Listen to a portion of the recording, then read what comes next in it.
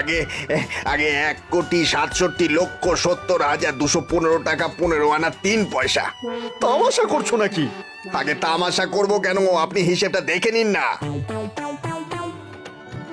কি হলো মন্ত্রী মশাই, এই কি হলো আপনার? আরে বাবা, এই হিসেব দেখে মাথা চক্কর দিচ্ছে। মন্ত্রী মশাই, এই চলুন, মহারাজকে খবর দেওয়া প্রয়োজন। হ্যাঁ, চলো চলো চলো।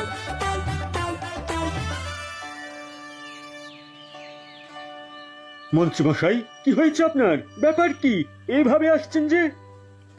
মহারাজ, রাজকোষের প্রায় 2 কোটি টাকা লোকসান হতে যাচ্ছে। তা জানতে পেরে আমার ভিড়মি খাওয়ার অবস্থা। কেন? কিভাবে? মহারাজ, সন্ন্যাসী ঠাকুরকে যে ভিক্ষে দেওয়ার হুকুম দিয়েছেন, এখন দেখছি তাতে ঠাকুর রাজভাণ্ডারে প্রায় 2 কোটি টাকা বের করে নেওয়ার ফিকির করেছে। এত টাকা দেবার তো হুকুম হয়নি, তা এরকম বেহুকুম কাজ করেছে কেন? ভান্ডারী, এ তোমার কেমন কাজ?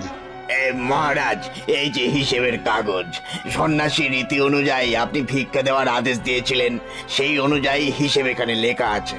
সর্বমোট 1,70,70,215 টাকা 15 আনা 3 পয়সা। হ্যাঁ, কোথায় সেনাপতি? কোথায় সেনাপতি? এদিকে এসো। যাও, সন্ন্যাসী ঠাকুরকে ডেকে আনো, তাড়াতাড়ি, এক্ষুনি।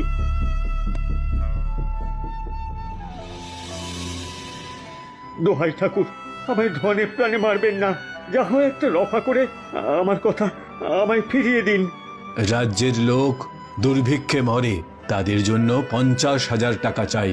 এই টাকা নগদ হাতে হাতে পেলে আমার ভিক্ষা পূর্ণ হয়েছে বলে মনে করব। সেদিন একজন এসেছিল, সে বলেছিল 10,000 টাকা হলেই চলবে। আজ আমি বলছি 50,000-এর 1 পয়সা কম হলেও চলবে না। একটু কি কমানো যায় না? না, 1 পয়সাও কমানো যাবে না। ভান্ডারী, ভান্ডারী, যাও, সন্ন্যাসী ঠাকুরকে গুনে গুনে 50,000 টাকা দাও।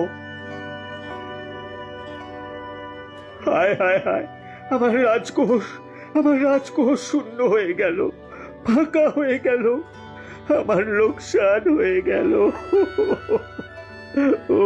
রাজা কান্না করছেন, আমাদেরও কান্না করতে হবে। সবাই একসাথে কান্না করি, চলো। আমাদের রাজার লোকসান হয়ে গেল, রাজকোষ শূন্য হয়ে গেল। তোমাদের মহারাজ তোমাদের জন্য অর্থ পাঠিয়েছেন তোমাদের দুর্দশা দেখে। এতদিনে ভগবান তুলে দিয়েছে আমাদের মহারাজ দাতা কর্ণ, আমাদের মহারাজ দাতা কর্ণ। গ্রামবাসীরা যাই ভাবুক, আসল ঘটনাটা তো আমরা জানি, তাই না?